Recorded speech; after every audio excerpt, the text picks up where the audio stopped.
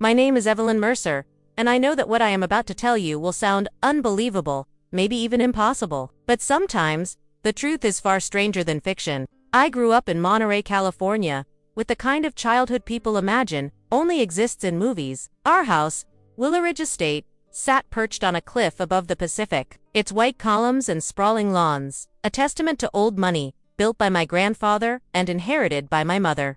My earliest memories are of sunlight streaming through stained glass, the scent of roses from my mother's garden, and the crash of the ocean just beyond the windows. But all the beauty and privilege in the world can save you from the darkness in someone as hard, especially someone you trust. My mother, Elizabeth Mercer, was the definition of a powerhouse. She ran Mercer Holdings, a conglomerate with interests stretching across America and deep into Europe. She was on the cover of Forbes by the time I was 10. I remember being flown to New York for her speeches, the way she lit up rooms, and how people respected her, maybe even feared her a little. She loved me fiercely, and my father, Richard, seemed to adore her in his quiet way.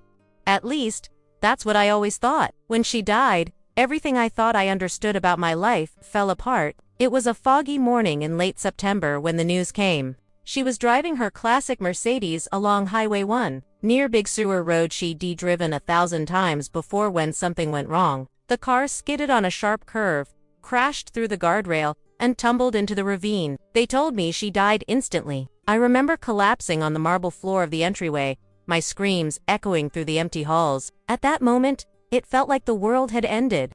The funeral was held a week later, on a gray, wind-swept hill overlooking the sea. It rained gently, just enough to turn the ground muddy and slick. People came from all over: CEOs, politicians, distant relatives from Europe, even an actor or two. They spoke in hushed tones, dressed in black, their faces drawn with real or performed sorrow. My father stood beside me, tall and rigid, his expression unreadable. He squeezed my hand, but his grip was so tight, it almost hurt.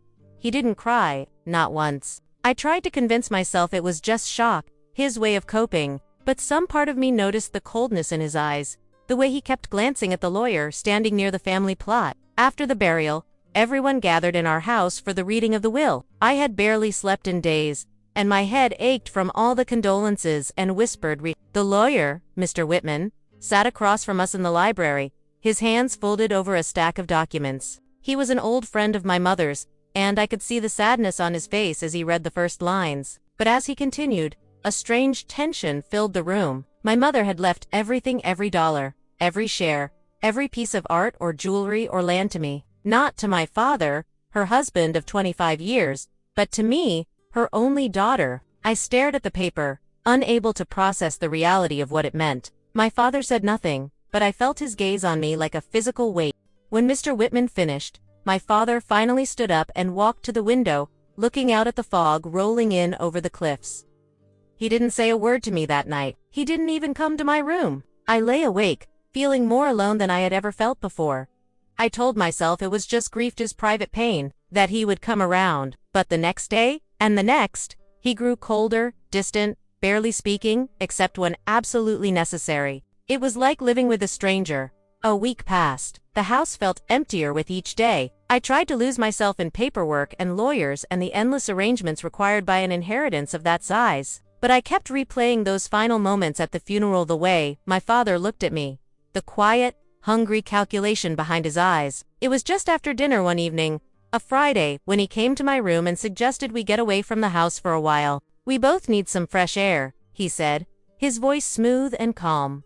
"Why don't we drive up to Skyline Point? Your mother always loved the view." I hesitated, but the idea of leaving the suffocating house, even for a little while, seemed like a relief. So, I agreed. We drove in silence, winding up the narrow mountain roads. The sun was setting, painting the sky in streaks of orange and violet, the ocean far below, sparkling with the last light of day. I stared out the window, lost in memories, trying to convince myself that things would get better, that maybe this drive was his way of reaching out. When we reached the top, the wind was sharp and cold. The parking lot was empty except for our car. He led me toward the edge of the overlook, where the world seemed to fall away beneath us. I wrapped my arms around myself, shivering.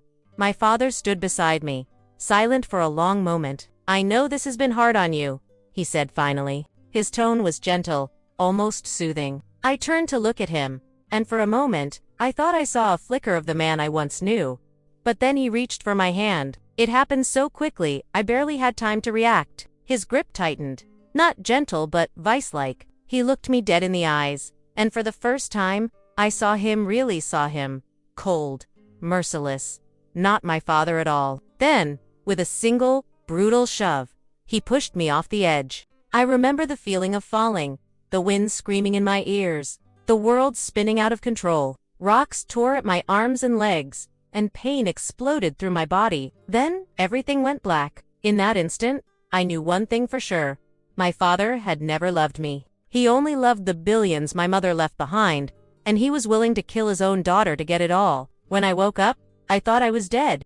For a few long, suspended seconds, I simply listened. A steady, rhythmic beeping, the hiss of air, distant voices behind a curtain. There was an ache in my bones so deep it felt like it came from another world. I opened my eyes to a blur of harsh white light and pale ceiling tiles. It took time to realize I was in a hospital room, the kind that smelled faintly of antiseptic and despair. I tried to move, but pain exploded down my side and up through my skull. My right leg was bandaged, heavy, and hot. My left arm was in a sling, fingers twitching with the memory of that last violent moment. I remembered the wind and the edge, and my father's eyes cold, hollow, and then gone as the world spun out from under me. Panic caught in my throat, but I couldn't even cry out. All I managed was a whimper before the door swung open, and a woman in blue scrubs hurried to my side. "Hey there, you're safe now," she said, her voice warm and gentle. A name tag pinned to her chest read Julia. "You're in Santa Cruz Memorial. You've been here a week." She checked the machines, adjusted the 4, and smiled. "You're one lucky woman, Evelyn. The paramedics say it's a miracle you're alive. 4 days." Julia was my lifeline to reality. She told me, "Hikers found me, crumpled between jagged rocks halfway down the cliff. I had broken my leg, cracked 2 ribs, and suffered a severe concussion. The doctors didn't know how I survived. Maybe it was luck. Maybe it was something else, something my father never counted on."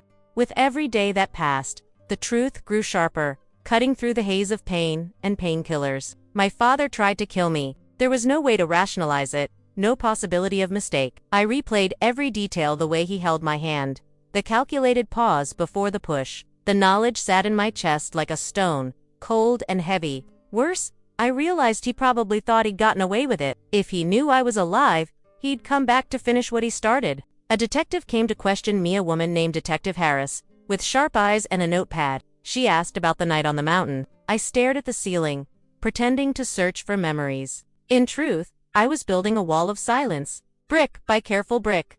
I told her I slipped, that I was lost in thought, grieving my mother, not watching my step. I didn't mention my father at all. It wasn't because I trusted him, far from it, but Richard Mercer was a man who had built his life on power and secrets. He had connections in law enforcement, judges, and maybe even the detective standing over my bed. He had the kind of money that made people forget things, erase evidence, and invent alibis. If I accused him now, half-broken and vulnerable, I'd lose. I'd probably die for real the next time. I needed to be smarter. I needed time. Those first weeks in the hospital were a blur of pain and planning. Julia brought me books and crossword puzzles, and when she could, she lingered to talk about her childhood in Sacramento and her love of running along the beach. She had no idea who I really was, no clue about the billions attached to my name, or the viper I shared a family tree with. I cherished the anonymity. When I could move a little, I borrowed her phone to send a single encrypted message to my mother's old lawyer, Mr. Whitman. He was one of the only people I trusted. I told him I was alive, but I needed to disappear. For his own safety, I didn't tell him more. It was months before I could stand unaided, and even longer before I could walk without a limp. Physical therapy became my new life. I gritted my teeth through every step, fueled by a hatred I'd never known myself capable of. But hate wasn't the real fuel, survival was. I spent every sleepless night planning. My father believed me dead, and that was my only advantage. When I was released, I signed myself out under an alias. I left the hospital in the dead of night, covered by the fog that had so often blanketed our estate. I moved into a tiny apartment on the outskirts of Santa Cruz, where no one would think to look for a Mercer heiress. I lived quietly, spending my days searching for ways to reinvent myself, my nights haunted by my mother's voice and my father's betrayal. The money was my only weapon. My mother had always been a planner sheet, left me a private collection of art, STORED, in a vault in Los Angeles, and one particular piece I knew my father had overlooked. With trembling hands, I sold it through a discreet broker in San Francisco. $10 million. Enough to buy a new life, or at least the shell of one. I changed my hair, cutting away the blonde curls my mother loved and dyeing it a rich, dark brown. I hired a specialist to forge the right documents: passport, social security, everything. My new name was Emily Evans, and I had a fresh, untraceable identity. I bought a one-way ticket to New York City. Nobody asked questions. Nobody recognized my face. Arriving in Manhattan was like being reborn. The city was a maze of strangers and stories, and I melted into the background. I rented a small apartment in Brooklyn under my new name, using my funds carefully. I enrolled in online business courses, brushed up on finance, and learned how to track digital footprint, skills I would need for what was coming next. But I couldn't just hide. I needed to know what Richard Mercer was doing. Every night, I scoured news sites, corporate filings, and real estate transactions. I traced every dollar, every new investment, and every public appearance. My father wasted no time. He sold our house in Monterey and moved to Manhattan, buying a penthouse on the Upper East Side. He transferred as much as he could into his own name, consolidating control of the Mercer billions. To the world, he was a grieving husband who had lost his wife and daughter. No one suspected a thing. No one. Except me. It was in those long, lonely nights that I let the anger and pain shape something new in me. I promised myself I would not run forever. I would survive, but more than that, I would make Richard Mercer pay for what he'd done. I would reclaim everything he stole. Not just the money, but my mother's legacy and my own name. I was not the same girl who fell off that mountain. I was reborn in the dark, forged by pain and betrayal. My father's greatest mistake was thinking he could kill me and live in peace. He taught me how to fight. He just didn't know it yet. As the city lights burned outside my window, I began to plot the revenge that would bring the Mercer empire to its knees. By the time I had rebuilt myself into Emily Evans, my father had already carved a new life for himself in Manhattan. He wasted no time erasing all traces of the old world we'd shared in Monterey, California. The Willow Ridge estate was sold. Its gardens and ocean views were exchanged for the cold marble and steel of a penthouse high above the Upper East Side. To the world, Richard Mercer was the picture of grief-draped resilience, husband and father who had lost everything except his ambition. In truth, he was exactly what he had always wanted to be. A man alone at the top, surrounded by walls of money and silence. I watched from afar, safe behind the mask of my new identity. Manhattan is a city made for reinvention, and no one asked questions when Emily Evans, a young woman with a quiet European accent, arrived and settled into a small but stylish apartment in Brooklyn. I began my new life with caution. I took small steps, finding a part-time job at a gallery in Chelsea, building a modest social media profile, and introducing myself at art openings as someone recently arrived from London. Another small fiction in a city already full of them. But my real work began at night, and in the hidden hours between parties and crowds. Every day, I scoured business news, watched for the names Mercer Holdings, and studied the shifting ownership of assets my father once controlled only in my mother's shadow. Now, with me presumed dead, there was no one to question his moves. No one except for me. Richard wasted little time in showing off his power. He hosted grand parties in his penthouse, inviting the city's elite politicians, financiers, artists, and even a few celebrities eager for his favor. His charm was the same as ever, practiced, effortless, and somehow always tinged with danger. I watched videos of him on social pages and studied photographs where he smiled beside people who had no idea of the poison behind those eyes. It didn't take long before I realized the parties were more than just for show. My father was building alliances, trading secrets and favors, extending the reach of his money through every level of New York society. Some nights, I followed the names of his guests, tracing their connections to banks in Europe, real estate in London, and hidden trusts in the Cayman Islands. It was all so obvious if you knew where to look, but I needed more than suspicions. I needed hard evidence, and for that, I had to get closer.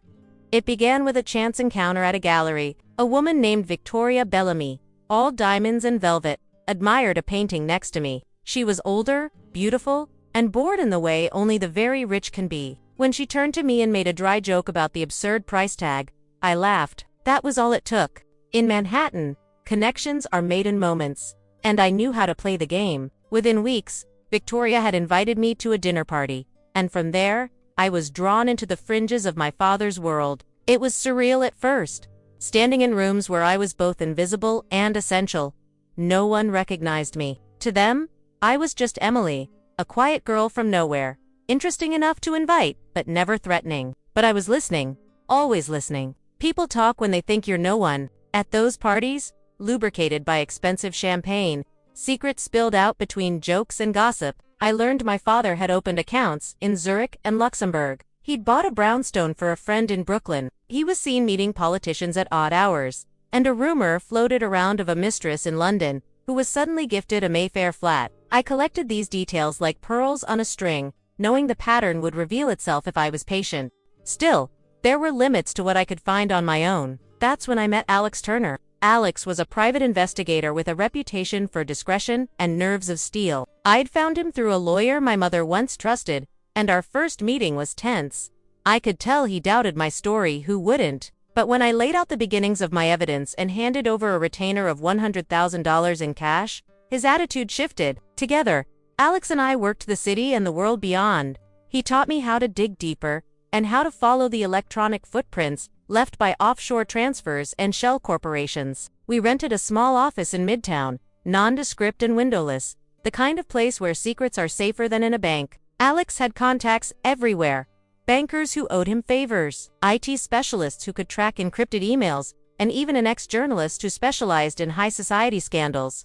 Piece by piece, the puzzle came together. We discovered that my father had forged signatures on key documents, moving money that was meant for charitable trusts into his own accounts. Through a complicated series of transactions, he had laundered funds through companies based in Cyprus and Malta, disguising the money as consulting fees and property sales. Alex even unearthed correspondence between my father and a U.S. senator, evidence of bribes disguised as campaign donations. It was dangerous work. More than once, I caught a glimpse of someone watching me from across the street or sitting in a car that didn't belong in my neighborhood. Alex warned me to be careful. "Your father's not stupid," he said one night, as we pored over documents in the dim office. "He'll start to wonder if someone's onto him." Still, I refused to let fear win. I kept going to parties, smiling for cameras, gathering details from whispered conversations. Every night, I updated our files, the web of deceit growing tighter and clearer. The more I learned, the more I understood. My father had always believed himself untouchable, and his arrogance was the very thing that would undo him. The final piece came from an unexpected source. Victoria, drunk and careless one night, let slip that my father was planning a massive real estate deal in London, laundering the last of the funds that once belonged to my mother. That was the proof I needed, the smoking gun that tied everything together, linking his crimes in America and Europe. As I watched the city lights flicker outside my Brooklyn window, I knew the moment was coming. The web was tight, now so tight, he'd never see the trap until it was too late. For the first time since that awful night on the mountain, I felt something close to hope. The reckoning was near, and I was ready. The night of the gala arrived, draped in the kind of glamour that only Manhattan could conjure. Every light in the city seemed to be burning just for us. The ballroom on the 50th floor of the Waldorf Astoria was filled with laughter, crystal glasses, and the faint, intoxicating aroma of expensive perfume and anticipation. My heart beat hard and steady. Under my navy silk dress, a rhythm I held on to like an anchor. Even as the moment I had built toward for so long finally approached, I stood near the entrance, close enough to see my father without being seen myself. Richard Mercer moved through the glittering crowd with practiced ease, shaking hands, telling jokes, and collecting admiration like loose change. There he was, the man who had thrown his own daughter from a mountain, charming America's elite as if he carried not a single burden. I watched him laugh with a senator, toast a hedge fund billionaire, and whisper to a woman I knew was his latest mistress. I could see the hunger in his eyes, the same cold calculation I had seen in Monterey, on that cliff, the night my old life ended. My mind flashed back to all the hours Alex Turner and I had spent in our hidden office, assembling the puzzle piece by piece. The forged signatures, the offshore accounts, the bribes sent through shell companies, the emails, and the payments, and the trail of lies that had allowed my father to take everything from my mother's empire. The evidence was irrefutable, so much so that even his high-priced lawyers would be powerless. We had planned this for months, lining up our allies, timing the raid, and ensuring there was no escape. Tonight, it was all coming to a head. The gala was a benefit for a children's hospital, my father's idea. Of course, another layer of his careful public mask. Cameras lined the walls, reporters clustered in corners, and every guest who mattered in New York was present. I waited until the auction began, when all eyes were focused on the stage and my father stood center spotlight, preparing to give a speech. He raised his glass and flashed that signature Mercer. Smile, arrogant, invincible, untouchable. That was my cue. I walked out into the light, my heels silent on the marble floor. For a second, the world held its breath. Some people gasped, and others simply stared, confused at this stranger who looked so familiar. My father's eyes met mine, and in that instant, every ounce of color drained from his face. He dropped his glass. It shattered, unnoticed, at his feet. "Good evening, ladies and gentlemen," I said, my voice echoing through the ballroom. "I'm sorry to interrupt.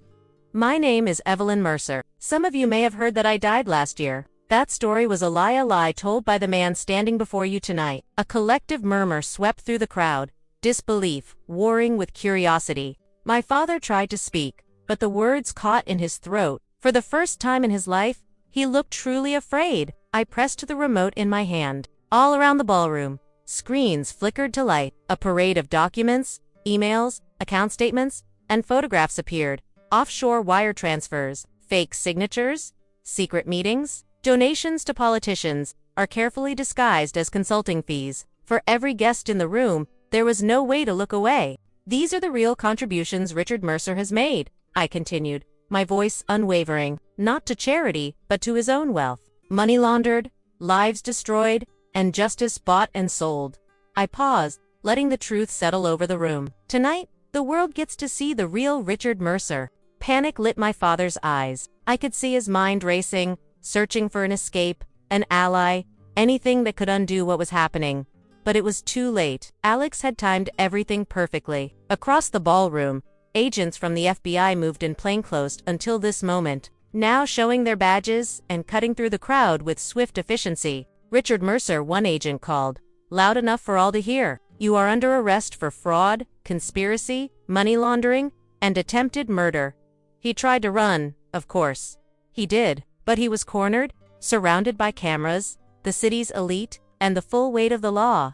Two agents seized his arms, reading him his rights as the press surged forward, shouting questions, snapping photos, and recording every moment of his downfall. I watched it all, strangely calm. For so long I had imagined this moment, wondering if it would bring me peace or just more emptiness. What I felt instead was relief, a sense that the balance of the world had been restored, if only for a night. My father's empire, built on cruelty and deceit, was collapsing in front of everyone he had ever tried to impress. The aftermath moved in a blur. The FBI escorted me out for a statement. Reporters clamored for interviews, but I gave none. I wanted the evidence to speak for itself. In the days that followed, headlines blared across America. Heiress returns from the dead billionaire Richard Mercer, arrested in shocking fraud scandal. All his friends and allies abandoned him overnight, their loyalty never deeper than their own.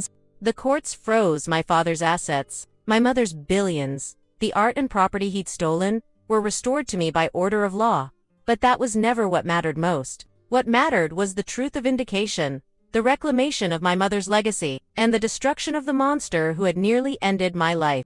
In the months that followed, I rebuilt. The Mercer name would never be free of scandal, but I no longer cared. I donated half my fortune to causes my mother would have loved: education, clean water, and art. I hired survivors of financial crime, offering them a chance to begin again, just as I had. The rest I used to buy something I had never had before: freedom.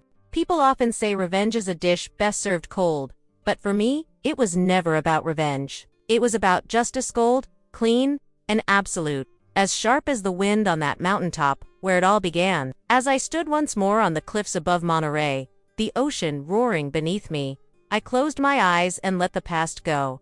I was Evelyn Mercer, survivor, witness, and at last, the author of my own story, and the world would never forget.